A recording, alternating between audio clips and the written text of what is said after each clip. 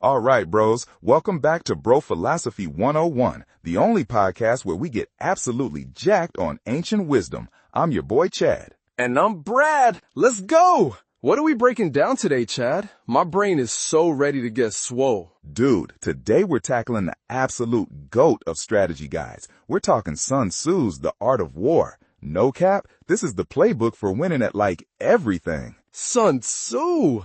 Dude, I have that on my bookshelf. It makes my dorm room look so intellectual. Never read it, but the cover is fire. That's a W, Brad, but we're gonna change that. First chapter, bro, is called The Stratagem. It's all about planning. Sun Tzu says you gotta plan before you move. Oh, facts. Like planning the pregame before the actual party? You gotta know the ratios, the location, the playlist. It's a whole operation. Exactly. Sun Tzu literally says war is a big deal for the country. He calls it the land of life and death, the road to survival or ruin. You can't just wing it. Whoa, that's heavy. So it's not just like a game. It's the championship game for your entire country. You can't afford that L. You cannot. So to avoid taking that massive L, Sun Tzu drops this 5-point checklist. He calls it the 5 fundamentals. It's how you size up the competition before the game even starts. A 5-point checklist for guaranteed W's? Bruh, drop that knowledge on me right now. This is gold. Okay, lock in.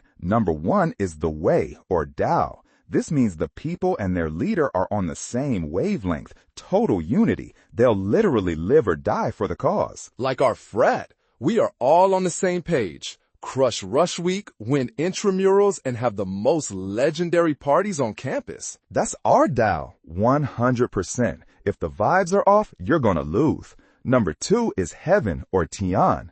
This is the weather, the time of day, the season, the cosmic vibes, you know. Dude, so like, you don't plan a beach party in the middle of a thunderstorm. You gotta check the forecast. That's so smart, it's stupid. It's genius in its simplicity, bro. Number 3 is earth, or D. This is the terrain. Is it uphill? Is it a narrow path? Is it your home turf? Home field advantage. We always win beer pong in our own basement because we know every warp in the table. That's earth. You're getting it, Brad. Number 4 is the general, or Jang. This is the leader. Sun Tzu says he's got to be smart, trustworthy, kind, brave, and strict. A total package. So like a team captain who's also the valedictorian, but also gives the best pep talks and isn't afraid to get in your face if you're slacking. The ultimate bro. The ultimate bro, no cap. And finally, number 5 is the method, or Fa.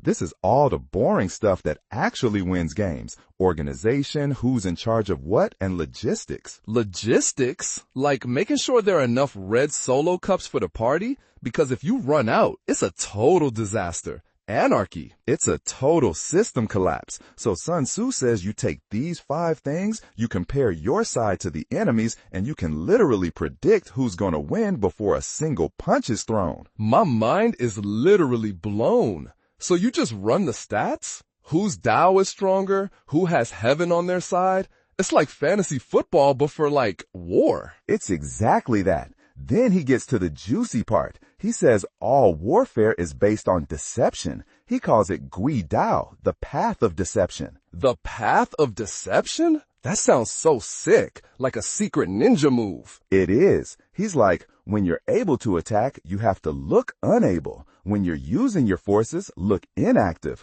When you're near, make them think you're far away. No way! So you're playing mind games 24/7. You're basically gaslighting the entire enemy army. That is so toxic. I love it. It's the ultimate psychological warfare. If they're greedy, bait them. If they're chaotic, crush them. If they're strong, avoid them. If their general is angry, poke them. Make them rage quit. Dude, poke the angry general? That's what I do in video games. I just spam taunts until the other guy gets tilted and makes a mistake. Sun Tzu was the original gamer. He was the OG, and he says attack where they are unprepared, appear where you are not expected. That's the core of the W. So it's not about being stronger, it's about being smarter and sneakier.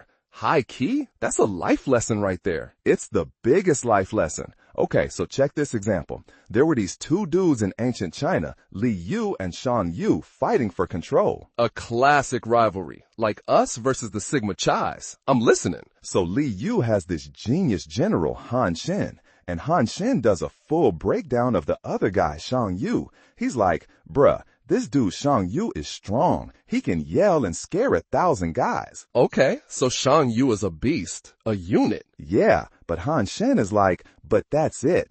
He says Shang Yu doesn't trust his best players. He doesn't put them in the game. He's got the courage of a common man, a total meathead. Oof, roasted. So he's all brawn, no brains. A himbo, but like an evil one. Totally. Han Shen also says the guy is weirdly nice. Like, if a soldier is sick, he'll cry and share his food. But when it's time to promote someone for being awesome, he can't do it. He's got the kindness of a woman. Wait, what? So he's too nice to be a good leader? He can't make the tough calls? That's a massive L. It's a fatal flaw. He lost the respect of his team. Meanwhile, Han Shen tells his own boss Liu Bang, bruh, everyone loves you. You're fair, you protect people. They had the Tao. So they used that analysis, that pre-game scouting report, to plan their whole campaign? That's so fire. They did, and they won, founded a whole dynasty.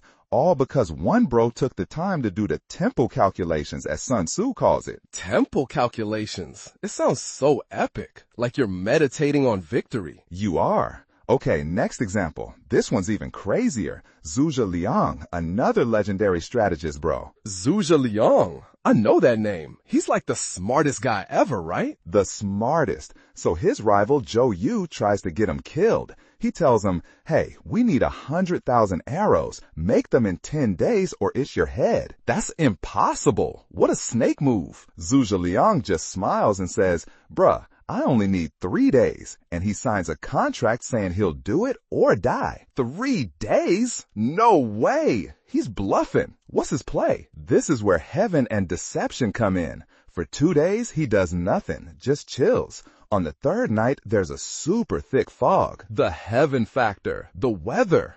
And he gets 20 boats, covers them with straw dummies, and sails them right up to the enemy camp. Then he has his dudes start banging drums and yelling like they're about to attack. But it's a fake out to show them action when there is none. Exactly. The enemy commander, Cao Cao, is freaked out. He can't see through the fog, so he's like, it's an ambush. Archers, fire at the noise. No, don't do it. It's a trap. They do it. They fire thousands and thousands of arrows, which all get stuck in the straw dummies on Zhuge Liang's boats. He's farming them for arrows? He's literally looting the enemy in real time. That's the most gangster thing I've ever heard. He just turns the boats around to get the other side covered in arrows. As the sun rises and the fog lifts, he sails away and has his men yell, thanks for the arrows, bro. The disrespect is legendary. He didn't make 100,000 arrows. He got the enemy to give them for free.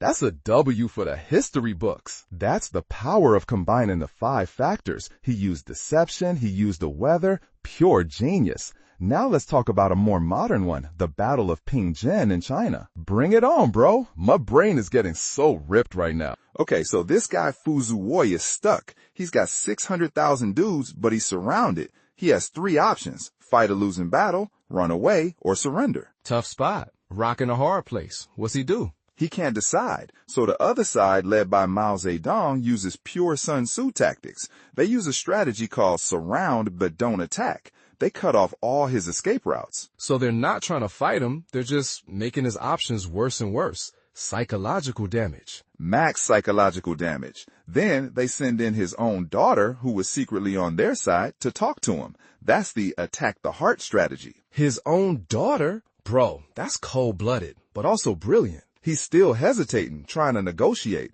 So to give him a final push, Mao's army attacks a nearby city, Tianjin, and just flattens it in 29 hours. Whoa, a power move. That's the beat the mountain to scare the tiger thing, right?